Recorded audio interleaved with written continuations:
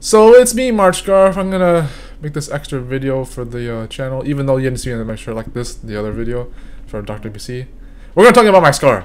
So, not rushing into that by the way, but we have a little band up here if you notice that, but I just made that out of a little scrap of something I found in the backyard, and on the title on the chair, so I untied it a little bit. But below that is my scar and my birthmark. So, what you see here is a butterfly-looking scar and birthmark, and I think the birthmark came out of the scar, but that was a theory at least. And I can make a thumbnail about this later if I need to, but basically, it's a scar I got when I was little. I punched a window because I saw birds in front of it, so I punched it, and I got through like a couple surgeries after that. If that's a long story short, because it was pretty bad bleeding, but almost impaled wound. But I was a little kid then, because I was reading a book we got from the nearby elementary school. We got a few textbooks from them. I was a little, we went to the stands in the elementary, and then I was reading some of them in the sofa nearby the window. There was a bunch of birds in front of one of the windows. I punched it to bother them and scare them away, and my mother kind of, I almost fainted before my mother did, or she was screaming at that point. But she was freaking out because she was worried about me. And then my grandfather members driving me to the appointment for the first doctor surgery, and then I had to cover it up over time. Once there were certain like blue spirals, squid-like things, that grew onto the wound after the fact, then they had to cut those, extract those out of there. They weren't a big deal, but they were kind of like a weird reaction, I guess.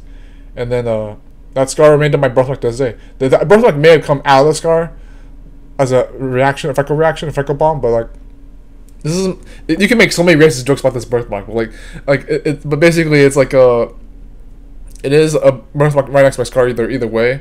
So they come across as being like ooh, they're a mix that's like an art. It's like, I always call this my favorite tattoo because it kind of is. It's not a regret. It's not like, oh, I learned my lesson, I don't want to do it, I won't do this next time. I don't know why people give me that idea. Like, did you learn the lesson after the fact, Tony?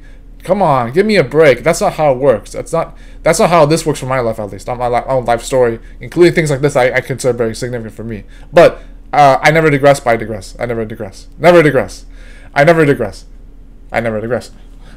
I never digress. Okay, anyways, so yeah, the birthmark is right next to the scar, and they cross each other a little bit to look like kind of look like a butterfly.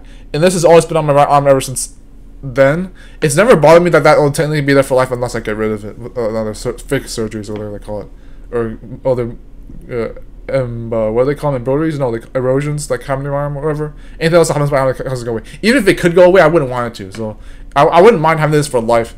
If even was like my favorite tattoo at that point, which I keep calling it a tattoo because it's my favorite tattoo that I would get. Even outside of an actual tattoo, I wouldn't necessarily say no to a tattoo, but if I wanted a tattoo, I would still think about it, think it thoroughly about what it would mean to keep a permanent one on.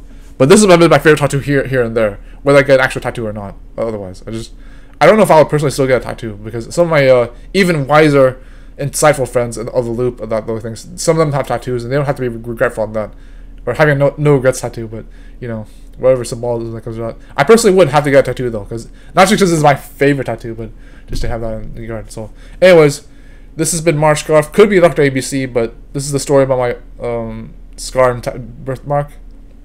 I love this thing. I really do. I don't feel shame about this. But some people feel shame about their scars and their birthmarks because it looks a little awkward to them. But you know, I like the idea of being 1% brown.